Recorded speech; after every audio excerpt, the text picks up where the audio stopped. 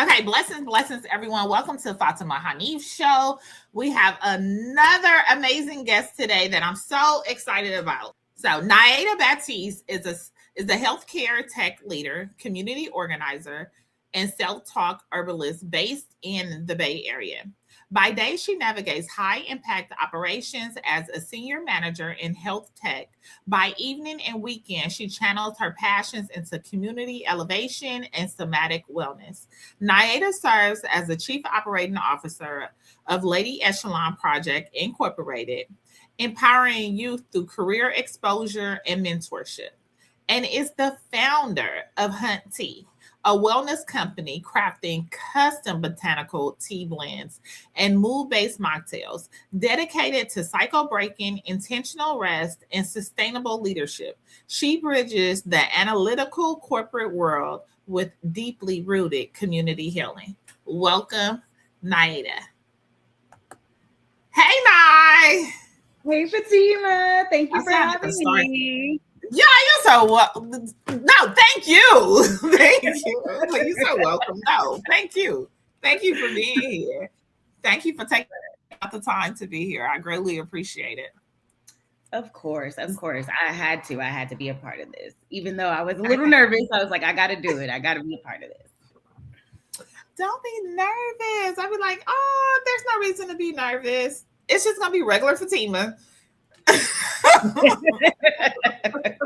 It's a conversation with my girl, right? Yes, that's it. That is just so it.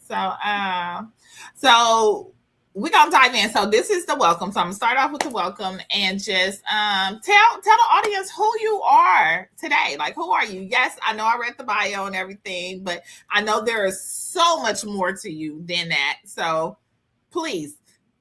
Yeah. So I like you said, I'm a tech girly, 9 to 5. I do have a 9 to 5 job and I work in tech, in healthcare tech specifically. I love tech because it allows me to use my analytical part of my mind. And then also it's in healthcare, so I'm making a difference as well.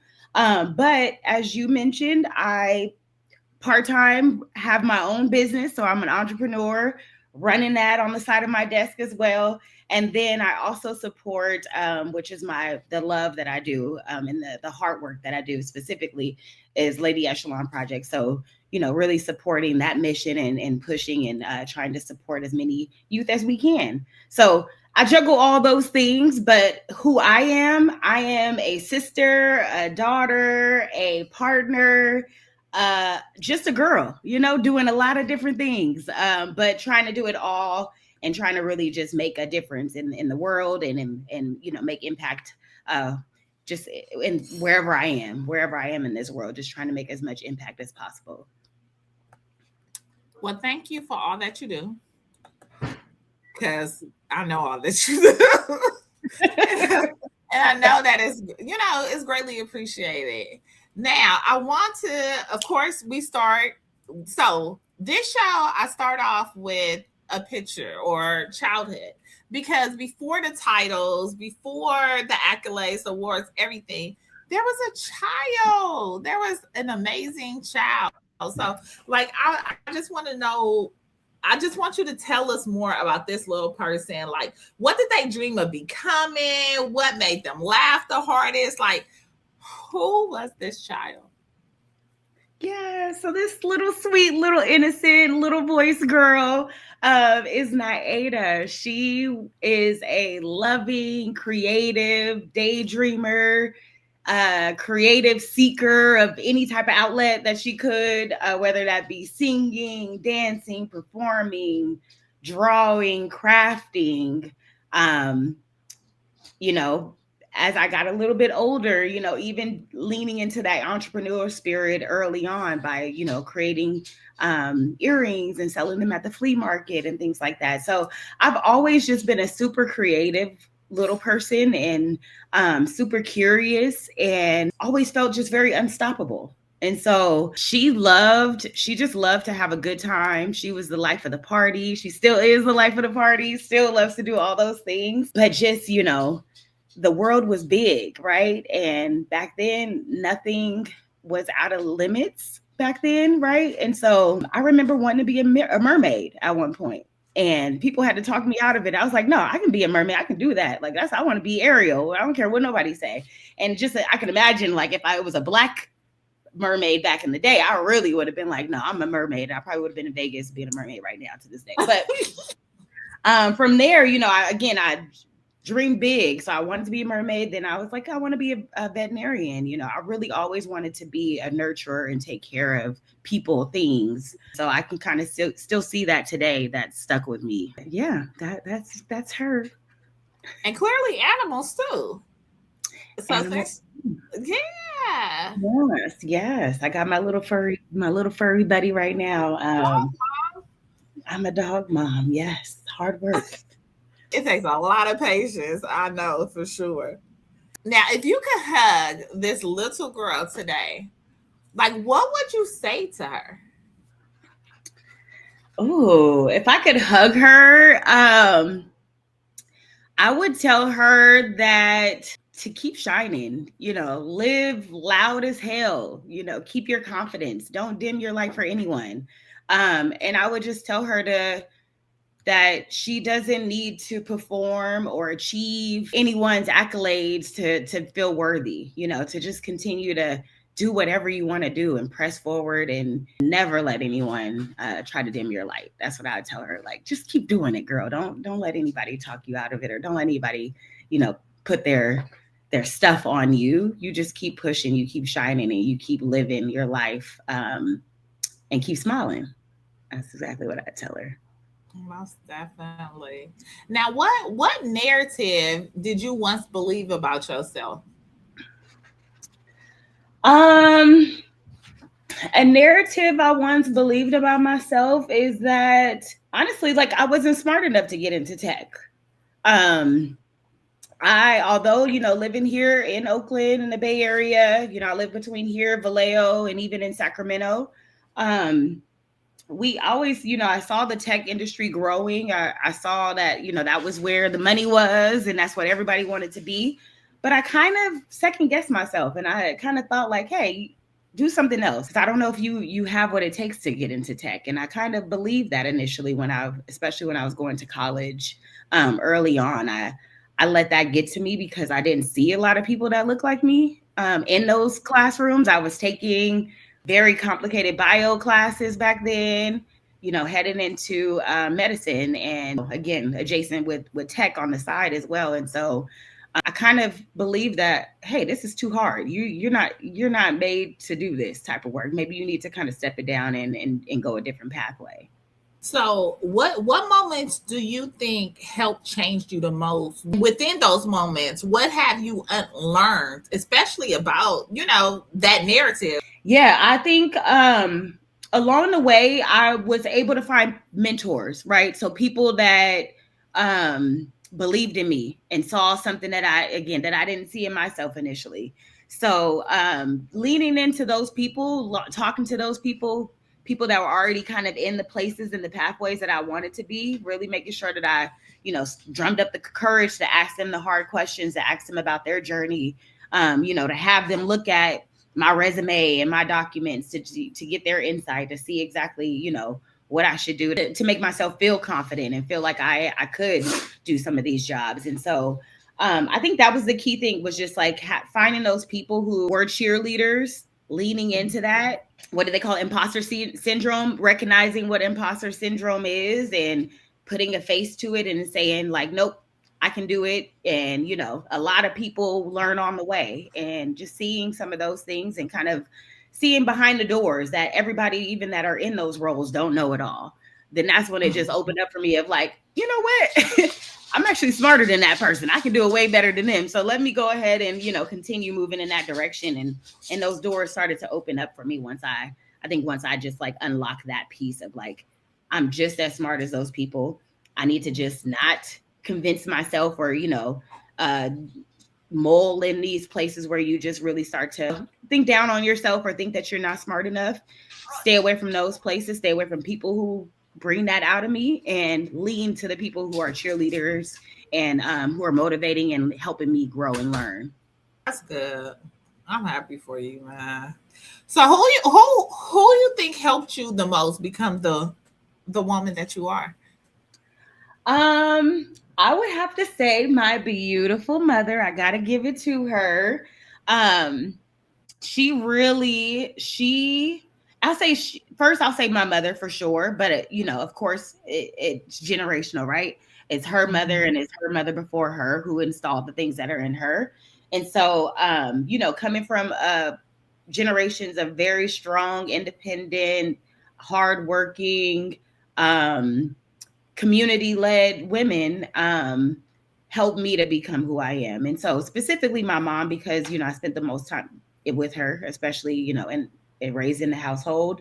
Um, I saw her get up every day, single mom, go to work, take me to school, get me to my activities, do overtime, pick up second jobs, relocate to different, cities and things like that to make sure I had the best opportunities and education and things like that. And so, yeah, my mom really, she sacrificed a lot. And so now me being an adult, I'm like, girl, thank God you moved me back out to Sacramento or wherever. Good thing we did that because I just kind of see the trajectory and if those sacrifices were made, the way my life could be today. Mhm. So yeah, I would wholeheartedly give her props. She definitely did her best and put her all into just making sure that I became the stand up person I am today. And of course, and again, like I said, my great grandmother and my grandmother also doing the same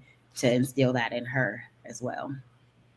Aw, I love that. I love that. Thank you, my Mother. lady. Yeah, thank you, girl. Because it's hard out here. That's why I try to. That's why we're doing what we're doing with these youth. Because a lot of youth don't have Right. those Right. individuals that are helping them or being those examples and things like that. And so it's so so so important to have that. It sure is. It most definitely is. So, what does healing mean to you? Healing to me means freedom. I think when I think of healing, I think of, you're free of whatever is burdensome to you, this healing can be mental healing, it could be physical, it could be spiritual.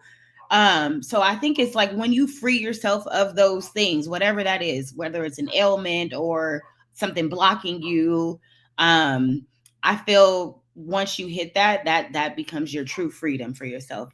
You really just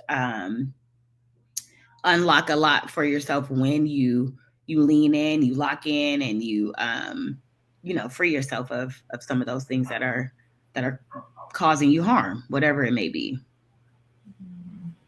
What practices help you maintain your peace? Um, what helps me is it's boundaries. It's taken a long time, a very long time to build those boundaries for myself because similar to like I said earlier, that young girl of like, you don't have to always be working and doing and to feel worthy. You don't have to always be performing. And I've always felt like I had to be there doing things for everybody. I gotta show up here. I gotta be there for that person. I gotta make sure I'm still being a good daughter, good partner, and then also good friend, and then also my social life, and it's just all of these things to juggle. And so what I found of like just setting boundaries for myself and saying, I can only do this. I'm only one person. This is what I can do. This is what I'm okay with, and not feeling bad about that, um, because in the end, I feel bad, right? I feel bad for overextending myself when it's not conducive to me. It feels better to be able to hey, say like, hey, I won't be able to make it, and then maybe if I did have time, I'll pop up and I'll surprise you, and that's a cherry on top. But the fact that I said yes, and then I'm there and I'm tired and I'm not fully active or whatever it may be, it's important to just make sure I'm setting those boundaries for myself so that I can be recharged and so that I can really show up for my people in the capacity that I really want to. Right. So yeah, I think that's one way. The other thing is just like I have to admit that sometimes, because you only have so much capacity, sometimes you also have to say no to good things so that you can protect time to do great things, right? Like if I'm always depleting myself, um, I can't think about these bigger picture things that I want to do for the nonprofit, or what's the next thing for Hun-Tea, and then, or even work, right? Like work, I have a whole organization that I have to continue to reorg and think about, how to be efficient. And so if I'm depleting myself, I can't do those great things, and I can't achieve these amazing things that I want to if I'm always just giving my time out everywhere. And so, yeah, that was just like a hard thing for me, because I know it's so important for you to show up for your people, but I think it's also important to show up for yourself and recognize recognize when you can't do everything. So true. So true. So, how has healing changed the way you love yourself? Oh, that's a good question.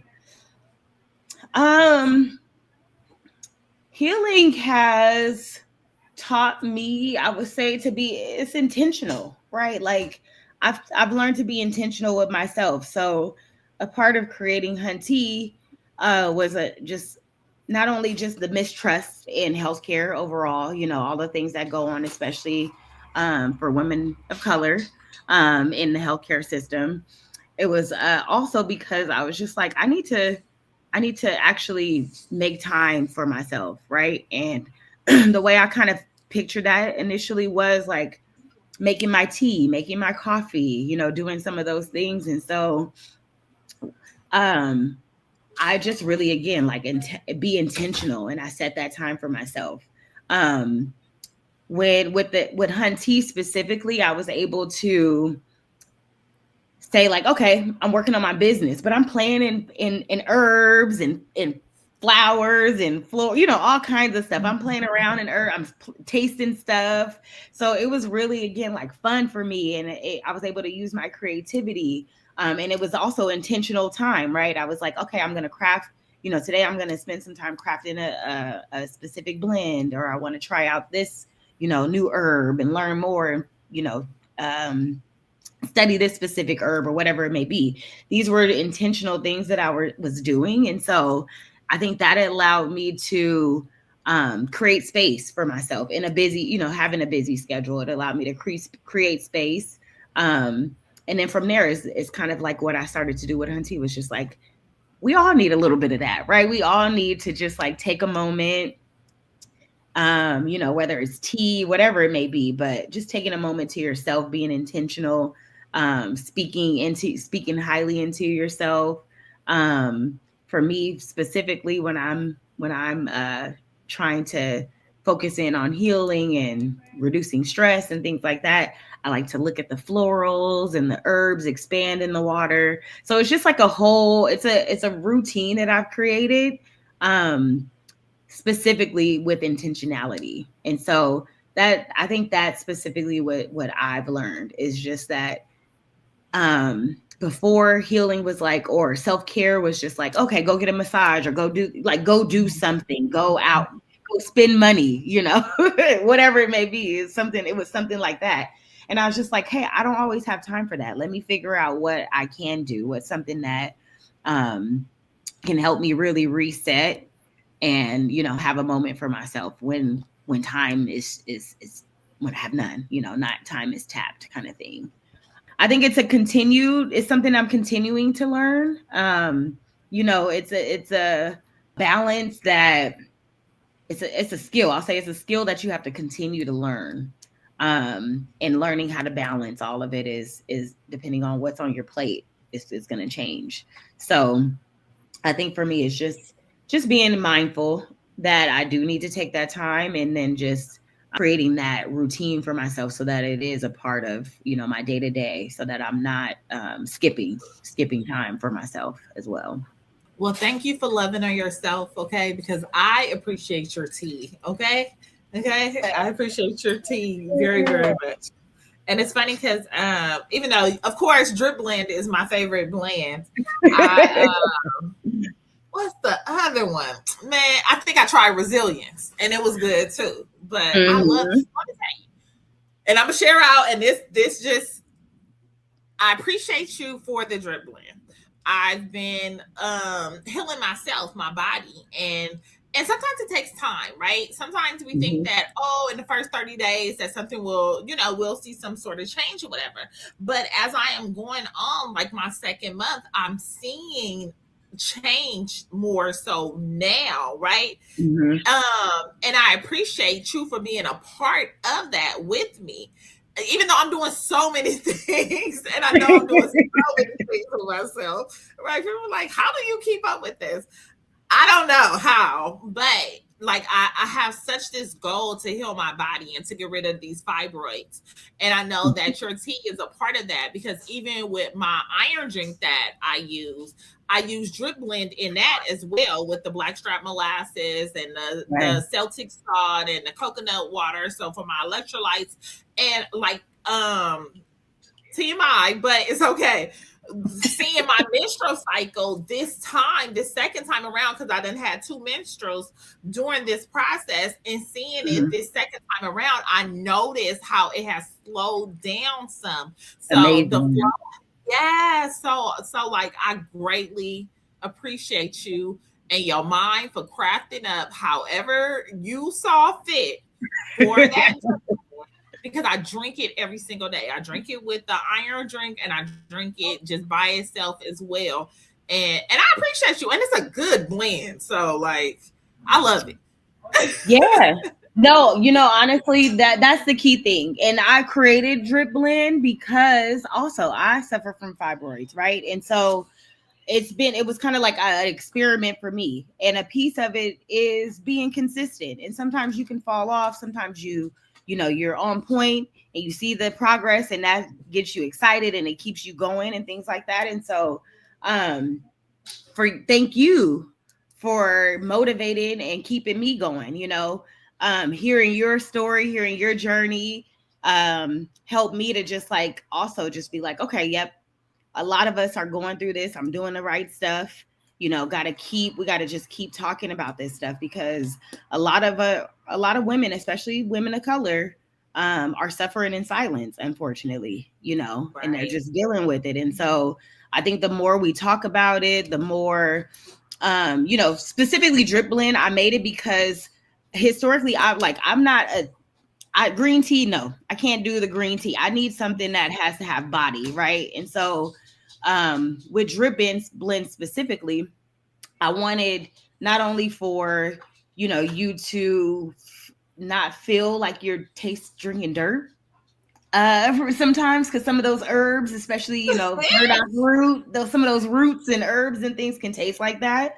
So I wanted to make sure that it was tasty, but packed with all of these antioxidants and all of these benefits and things to just combat and help just wrap around our, lady bits and, uterine wall and things like that. And so, yeah, again, like I said, I appreciate you for, helping me clean off the dust a little bit, because I took a little bit of hiatus, y'all. I took a little bit of hiatus.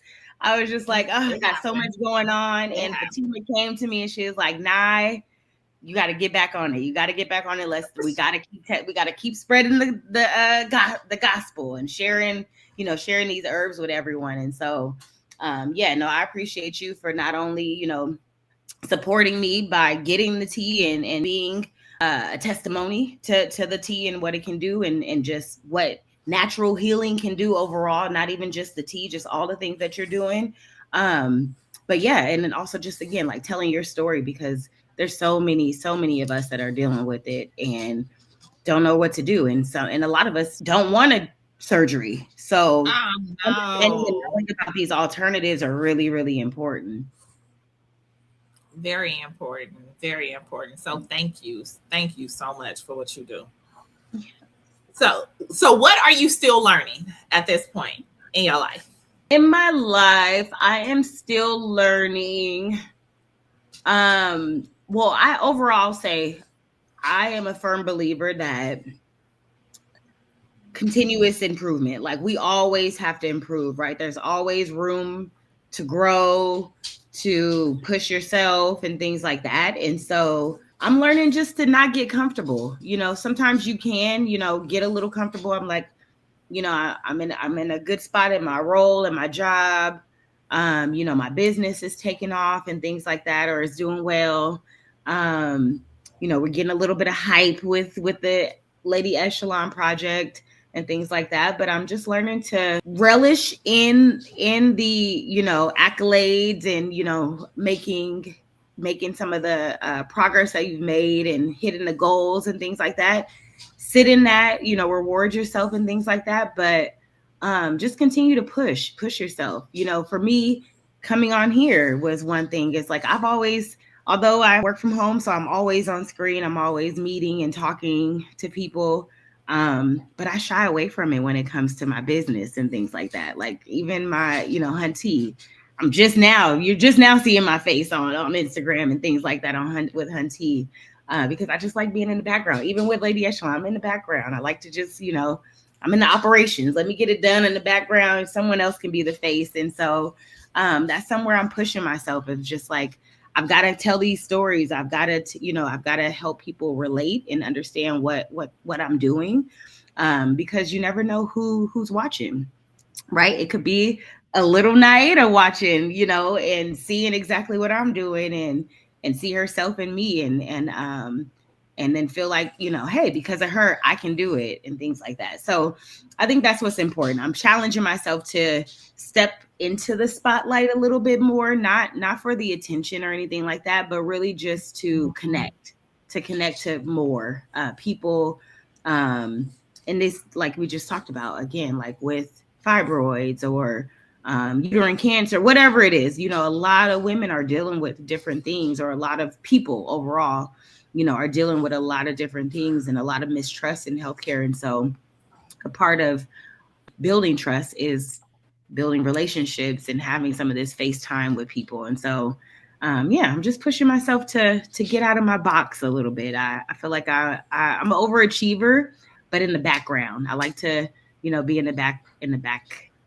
But now I'm like, let's get out there a little bit more and start talking a little bit more as well. Girl, it'd be so interesting how God gonna push you in them roles regardless. Try to avoid it. Try to avoid it. Yeah, no, I think that's this year. That's this year, honestly. Like even in my job, the stuff I try to avoid at work is coming right to my plate. The stuff that I like, things like this, they're like, hey, Nye, come and do this stuff. All right, let me put my face on. Let me just, do my warrior pose and get myself ready. I can do it. So it's just like, again, talking back to that little Nye and saying like, Nye, do it. Don't shy away from it. Push yourself, continue to do it. Right. So what does community mean to you? Community is so important. Community is a lifeline, honestly. Without community, a lot of us would not be here. And that's whatever community it is for that individual, right? Some people's community is where they live. Some people's community could be, an interest or a hobby and things like that. But I feel like the community is just the heartbeat and the lifeline to being a human being. Like we all have to connect somehow. We all need to feel a part of something bigger. And so leaning into community, I think, helps us fill that void, right? So finding like-minded people, finding people who naturally become those cheerleaders for you, right? I think those are the things that help people come out of those dark areas at times that you can be in. It helps people to reach heights that they never thought they could reach. And community is just recharging. It really allows people to be their best self, I think. So, I encourage everybody, like whatever it is, reach out and hug somebody. Like it doesn't matter. Like we need to be connected, and we need to have, some type of interaction with people that are like-minded, or, that, care for you. So yeah, community is so important to me. And I think, it needs to be cultivated. A lot of communities are pushed out sometimes. Sometimes people, find it hard to find community. So, wherever people who are cultivating community and inviting people in are so important, as well as, just making sure that people know that, there's space for them somewhere. There's somebody that they can connect with. Because yeah, life can get dark, life can get crazy at times, and if you don't have those people, if you don't have somebody you can reach out to, and it can even be a virtual community, because it doesn't have to be in person. I think there's the pandemic and things like that has really helped us to think outside of the box on what community could be. But yeah, no, I think it's just the vein of existence. It's very important. It's very important. And even had, because sometimes, it's difficult trying to find it and talk and everything, but your Yeah. voice is so important, man. And trying to build that trust, not only outside of you, but inside of you, to be able to trust a space for a community. It's just so important. It really, really is. I agree with you. Yeah, that's why I'm so happy that, we got mocktail and vibrations, because we are creating, like I literally, one of last Thursday, one of the guys that was there, and I was just like, hey, what brought you out? And he said, he's like, yeah, I moved to Vallejo from Oakland during the pandemic, and I just kind of been here and not been out doing anything. I would, if I go out, I go back to Oakland, but I haven't spent time here in Vallejo community. And so he was like, I looked on the library and I saw this, and I was like, let me come out and just kind of be in community and I love experience something different. And so I was just like, yes, yay. Like it. that's exactly what we all have, that urge. And so like you said, sometimes it's within you. You have to build up that strength or build up that courage to go out. And if you can't go out, just again, like getting curious enough to find it, whether it's on virtual or something like that, but just, get curious enough to go and seek those people, because they're there. There's somebody like you out there, but you got to just spend the time and and just try to find those people, find the right people for you, find Right. your community Right. specifically. Get out of that introverted space at times. We gotta get out of it. I know we be wanting to be in it. I know it's so comfortable. I It's know. so cozy. It's so cozy. I love it. But then you go, and then you get all awkward, and you're like, oh, all right, I gotta brushing up my social skills again and start talking to folks. So I get it. I'm naturally the introvert. That's me. I'm the introvert. But I love being around people. I get recharged by being around people. I Right. love bouncing ideas and the creativity that flows and things like that. And then I go back and I recharge. Right. Right. Exactly. We gotta go back. We need our recharge. We have to go back. I'm sorry. I Yes. can't hang out too long, Phil. But yeah, I I feel know. you on that 9 o'clock. one. Not past 9 o'clock. It's like a turning Cinderella. Is it Cinderella with the shoe? Right. Start changing on. Start changing, get a little grumpy. So, what responsibility do you feel that we have for the next generation? We owe them everything. It's just been hard. It's getting hard. I mean, it's been hard for us as well. So I mean, and it's been harder. So let me not even go there. I won't go there. I won't even try to take blame on who it's been harder for or anything like that. I think we need to do our due diligence to make sure we are educating our youth, right? Like the next generation, they need to know about what has happened in the past, right? We can't, one thing that comes to mind right now is what's happening with all the textbooks and all the history they're trying to erase and all those things.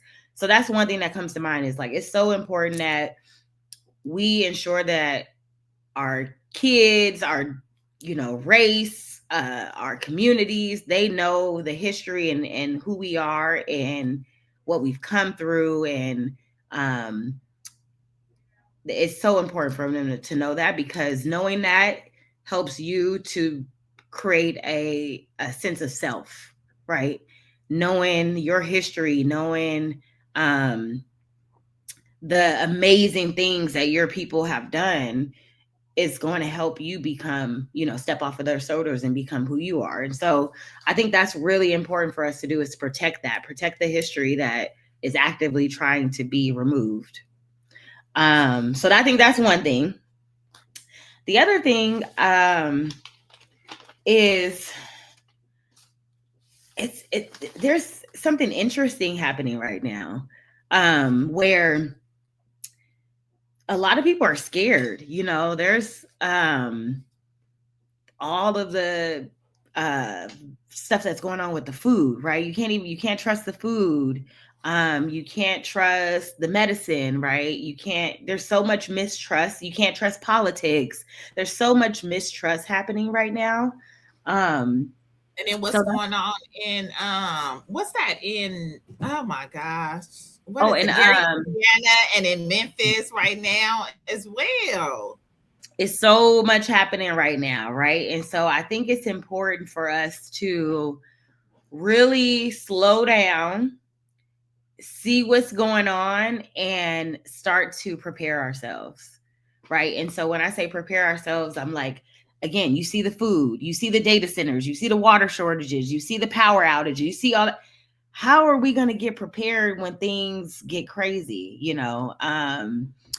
and we have, we've got to ensure that our youth know how to survive, Right.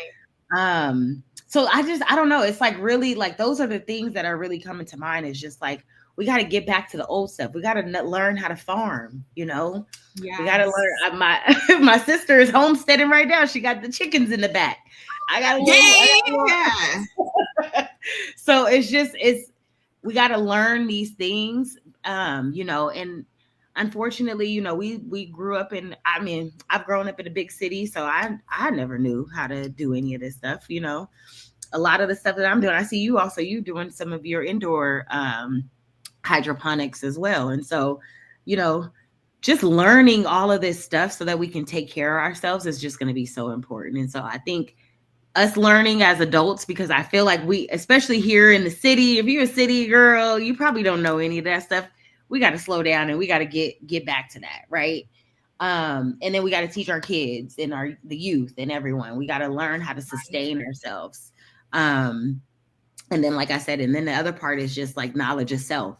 So not sustain yourself now, and then also, of course, retain the knowledge of self so that we can continue to survive, because it's getting tough out here. And so the more we lean into ourselves and lean into community and support each other, I think we can get out of it. I don't want us to be scared or anything like that. I think we can definitely get out of all the stuff that's going to happen, all the craziness, because we have before. But I think those are going to be the key things. It's just like knowledge, sustainability, and community, honestly.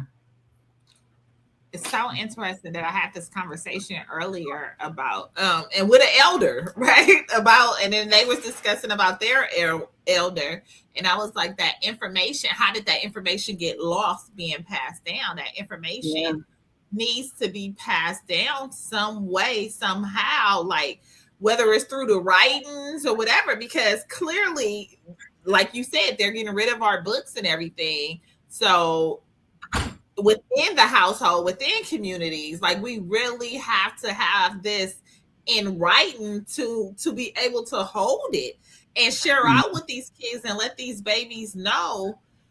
And like you also said, when you learning as an adult, teach these babies need it. They need to know. They need to know. And I truly believe that, man. Yeah. Back to the basics. Back to the Back basics. to the basics. And we've seen it. We've seen our ancestors do this over and over again. I don't care Yeah. how much stuff was stacked up against them. We got lynchings going on in 2026. And it's been many of them thus far this year. Many of them. Who would have thought that was going to be occurring? Right? Oh, even Mm-hmm. though they did tell us in that little thick book, whatever, before Trump became president or whatever. But yes, it's going to definitely take a lot of community, a lot of love, a lot of understanding, and a lot not being scared too. We the Mm-hmm. ones. We got to step up and do it. Gotta step. We them aunties. We the aunties now. We gotta step it up. And yeah, and just help these kids understand. Yeah, what and us, yeah, just us staying wide awake and seeing what's happening. Um, and coming together, because I just, I can't tell the future, but you feel something, right? You feel something happening. I'm like, we gotta just get prepared because if we don't, I just don't know. I just don't know where we're gonna be. Right. Yeah, but it's getting dark. Why is this? Why it got a little dark? I didn't turn the I know. It's good. It is so good. But it leads me to my next question. What, because we break in cycles, right? And Yeah. continuous breaking cycles as we go. So what cycle ends with you? You know, a lot of them. A lot, and I've really growing up, I was also a listening ear. I listened to my adults. I heard, they told me their stories and things and not what not to do. Um, some of the advice that my parents always told me was like, learn from me what not to do. Don't repeat what I've done.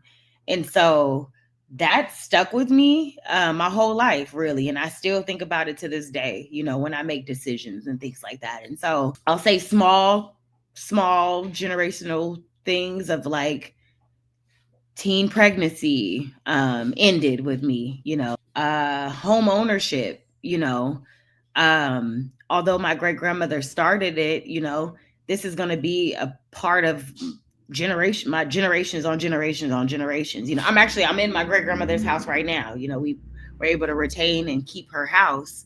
But that's going to be something that was started with her and continues with me of like, we're going to have,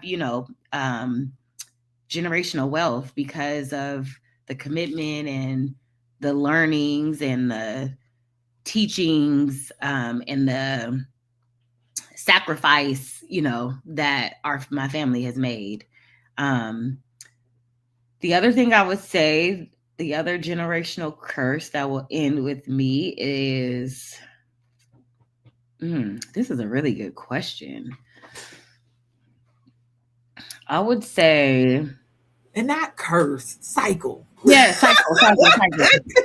Yeah, it's not a curse. It's not no curse. Yeah, not a curse. It's a cycle. Cycle that will end is choosing yourself. I think I've been pretty stingy with myself. A lot of the women in my life, because they were teen parents, young mothers, there was no time to be stingy with yourself. You had to jump right in and become and take care of a human. And so there was no time to really be selfish at all. And so I really want to break that as the next women in my family come up. I want them to feel like they can actually be selfish and figure out what they want to do and explore and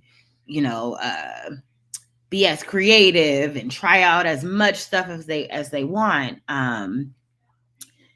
And if they want to have children, they can choose that much later on in their life, and things of that nature. But I feel like, before a lot of generations before me did not have that privilege, right? In life, or life didn't give them those type of circumstances. And so I want to build that. And I think that, with the generational wealth, build that so that, my kids' kids, they can feed into their children's creativity and allow them to do whatever they want, because cost and money is not an issue. um, Really, it is just like figuring out what they want to do and just feeding that, and pushing them to do that.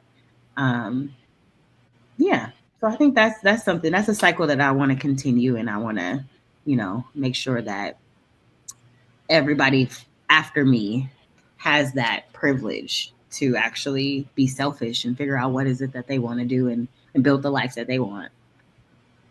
I love that. I love that. So, what do you refuse to normalize anymore? That you can't do it all. Because I think you can.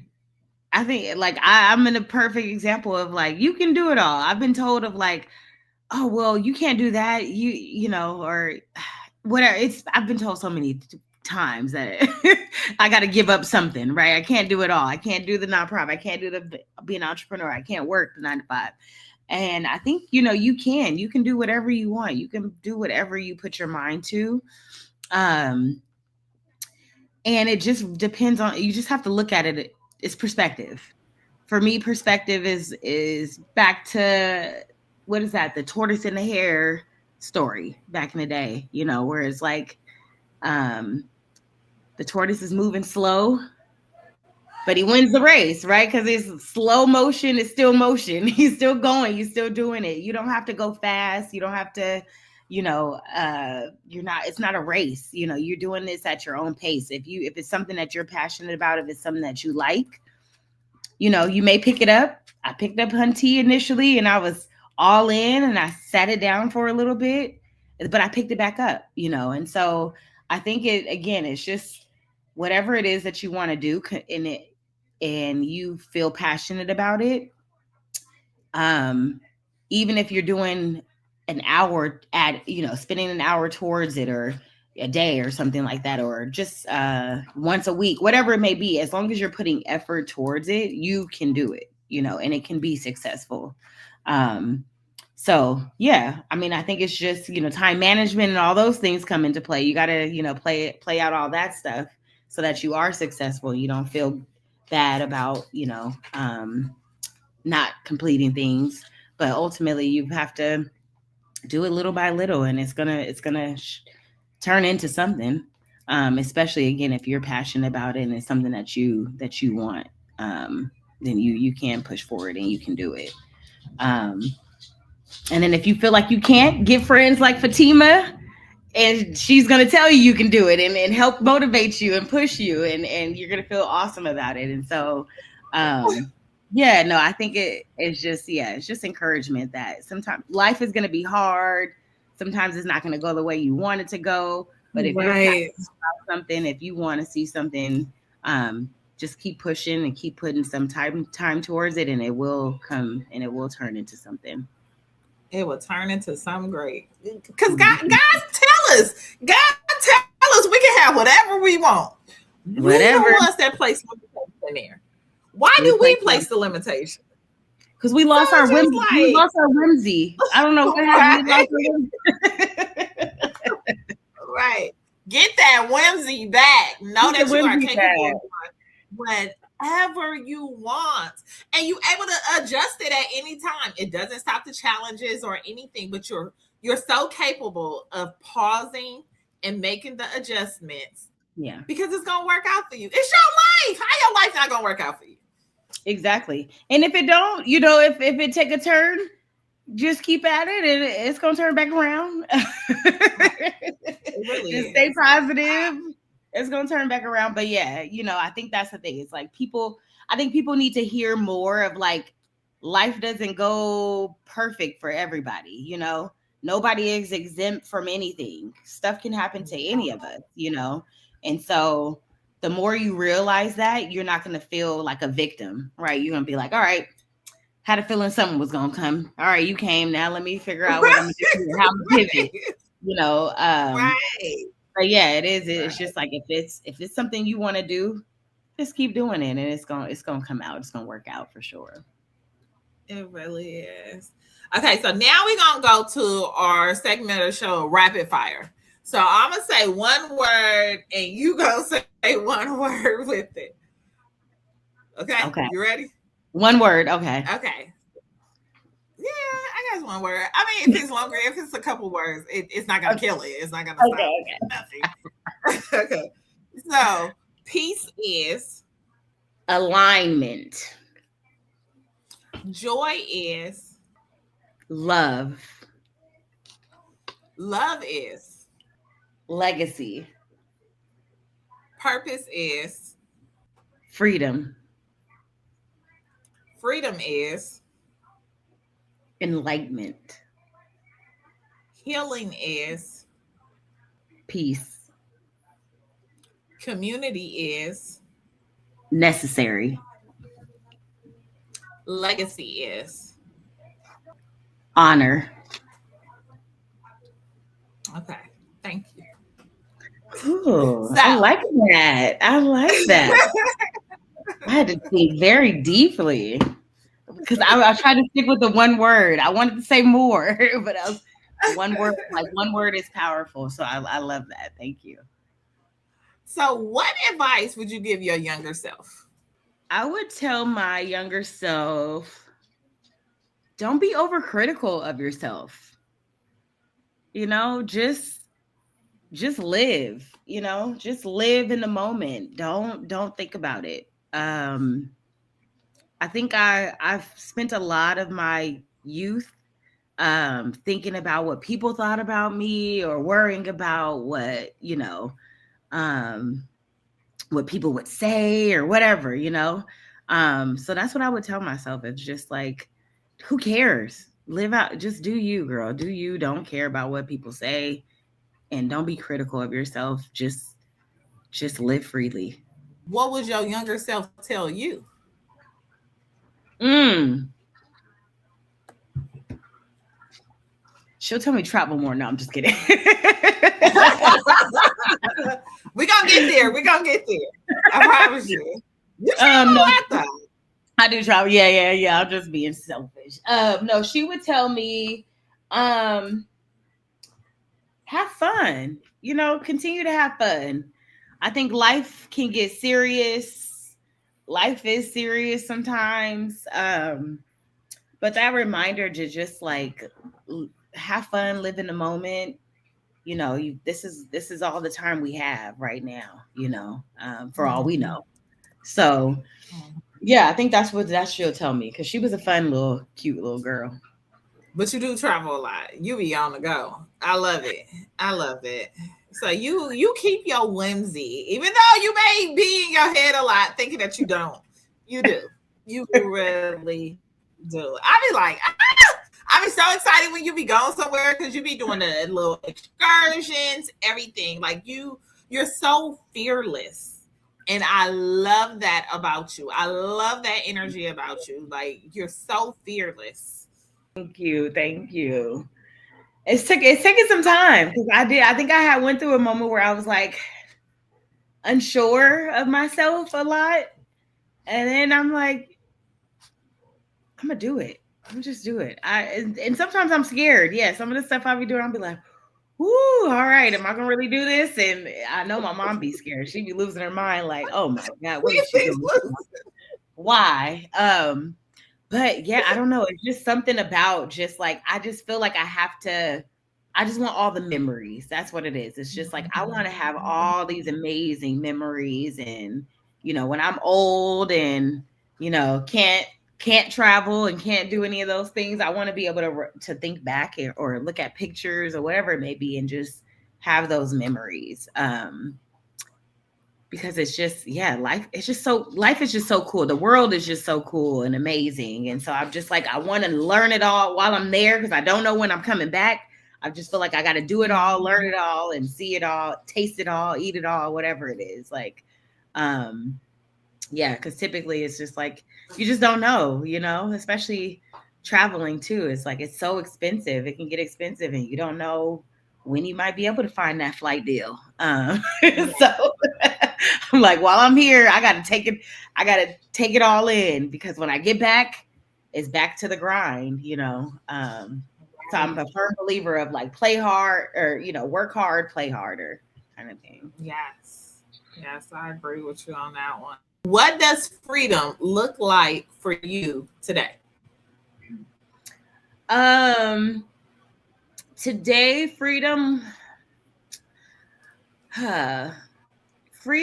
to me would be not trading my time for money. I think that's what the definition of freedom is for me right now, and what I'm trying to get to where um I can full time do my passion work. The work that I'm passionate about and I'm really excited about. Um, I want to be able to do that full time, and maybe, with the tech job, I'll do some of that stuff here and there, but I want to be in my community. I want to teach. I want to learn more. I want to travel to explore and gain more knowledge and things like that. And so, I think, when I think of freedom, that's what freedom looks like to me, of just being able to, my time is not monetized, right? Like, I don't have to trade time for money. I could live, you know, um, live doing the work that I'm passionate about. And we getting there. We getting there. Little Okay. by little, we getting there. We getting there, The girl. steps are stepping. The steps are stepping, and we are getting there. Tortoise, not the hare. Get little by Right. little getting there. So thank you so much for your time. But I want you to share out with the people. This is your Instagram. These are the websites to the business and the organization. And what do you have coming up? What are you doing? What are you creating? What's going on? Yes. I'm glad you asked. Hun-Tea is going on a pour up tour right now. So we have been going to a lot of different pop-ups all month. This month we have 2 more left. So we're ending the month. August 28th, I'll be in Oakland, in Old Oakland at the Summer Stroll. We'll have our mocktails there. We'll have the vibes. There'll be music. There'll be food. It'll be a good time. The next day, on the 29th, that is Saturday, I will be in Vallejo at Porticultures. Porticultures is an amazing event that is celebrating all the diversity in Vallejo. So there's going to be a lot of amazing food, a lot of great performances. And so we'll be there with our vibes. Yeah, everything. Yes, I'm really excited about that. And then on September 6th, I am going all the way to the Valley, to Modesto. My sister lives out there. She has a nursery, and she is hosting an amazing event, and we are collaborating. We will have moss and mocktails.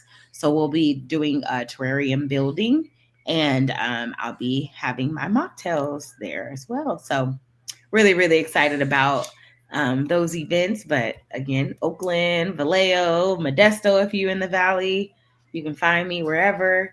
And we always, me and you, Fatima, we do our mocktail and vibrations every third Thursday. So we just had the one for August. We'll have the one in September. September. I don't know what day. Hey, y'all, I'm sorry. I have to look at that because I'll be. So there's lots of places you could come and try our beautiful, amazing herbal mocktails.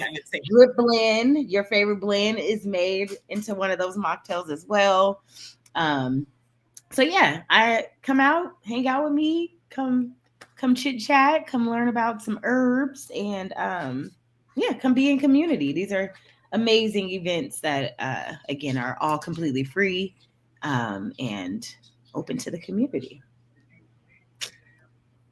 So thank you once again, Nye, for being here, and thank you for your creative brain and all that you do in order to help heal the community. Thank you, Fatima, for creating spaces like this for me to come and talk and chat with you. And thank you for all the work that you're doing. You are such an amazing, motivational girl's girl. You just are so you're just a light. You're just a light, and you just attract so many people, and you get people to do amazing things. So thank you for all that you do in the community and your sound healing work as well, Fatima. Oh, thank you, Nana. Thank you. So see everybody next time. I'm about to end the episode here. So thank you guys for being here.